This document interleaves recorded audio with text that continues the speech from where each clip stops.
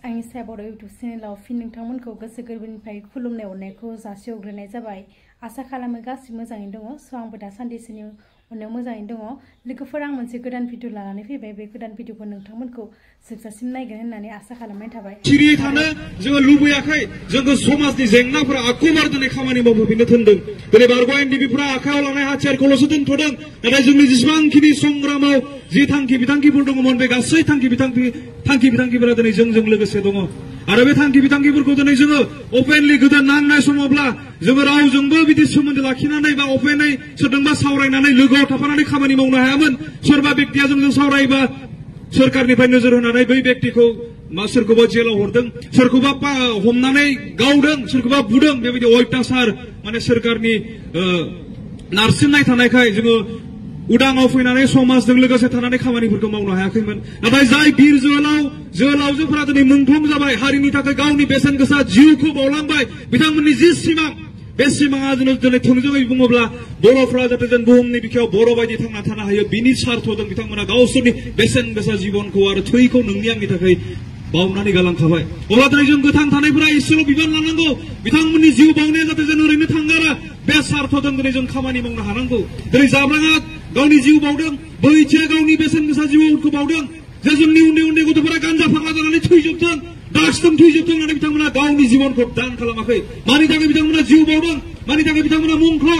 जाहाथे जोंनि उन्दै उन्दै गथ'फोरा डक्टर जानानै फैयो, जोंनि उन्दै उन्दै फरायसाफोरा इन्जिनियार जानानै फैयो, जोंनि समाजखौ मोजाङै दैदेननो हायो। बेबायदि थांखि बिथांखिजों जोंनि मुंख्लंफोरा गावनि बेसेन गोसा थै जिउखौ हारिनि थाखाय बावसोमनानै गालांबाय। बे मोनसे गोथां जारिमिन जोंनि गेजेराव। बेवहाय बे मुंख्लंफोरा दिनै जोंखौ सिरियै जिरायना थानो थिनाखै। समनि थिननायाव दिनै जोङो गुबुन गुबुन महर लादोंब्लाबो दिनै बारग' एनडिपिफोरा जानजि खाफ्रानानै समाजारि जेंनानि सायाव खामानि मावनो जोङो आवगायदों। आरो जोंहा फोथायनाय दङ जोंनि बे जेंनानि सायाव जिहेतु दिनै जोङो खामानि मावनो नागिरदों, बेयाव समाजनि 100% सापर्टखौ दिनै जों मोनगोन। जों जेब्ला बे थांखिफोरखौ लानानै जोंनि समाजनि दैदेनगिरिफोरजों जों जेब्ला सावरायदों, ओरैबायदि मोनसे थुलुंगाखांनाय जोंखौ बोसोन होनानै बै दैदेनगिरिफोरा थिनहरदों। नोंथांमोना दावगा, जों नोंथांमोनजों लोगोसे दङ। दानिनो गोथां एग्जाम्पल खासिबारि इउथ क्लाबनि जेनेरेल सेक्रेटारिया जोंनि गेजेराव फोरमायनानै होदों। नोंथांमोननि जि मोनसे बाख्नायथाव हाबाफारि, बेयाव जों नोंथांमोनजों लोगोसे दङ। थिग बेबायदिनो सारा बर'फ्रा दिनै, सारा जोंनि समाजा दिनै बे जोंनि थांखिनि सायाव खामानि मावनायाव जोंजों लोगोसे दङ, बेखौ जों फोथायदों। आरो जोङो फैबाय थानाय समफोराव जोंनि जेंनाखौ सुस्रांनो थाखाय जोङो बिभिन्न थांखि बिथांखिफोरखौ लानानै फर्मुलाफोरजों जों खामानि मावलांगोन। आरो जेरैखि जाया जोंनि जेंनाफोरखौ, ड्राग्सजों नस्थ' जानाय गथ'फोरखौ, गान्जाजों गोदोसोना थानाय गथ'फोरखौ, गुबुननि हौवाया गुबुननि हिनजावजों, गुबुननि हिनजावा गुबुननि हौवाजों सोमोन्दो लानानै मोजां मोनसे बर' न'खरखौ दिनै नस्थ' जानायखौ जोङो जेरैखि जाया हमथागोन। आरो बे हमथानाय हाबाफारिया बारग' एनडिपिल' नङा, सारा जेसेबांखिनि बर'फोर दङ, जों गासै बेक्तिफोरखौ लाफानानै खामानि मावलांगोन होननानै बारग' एनडिपिफ्रा दिनैनि तारिखाव जोङो रोखायै फोरमायदों।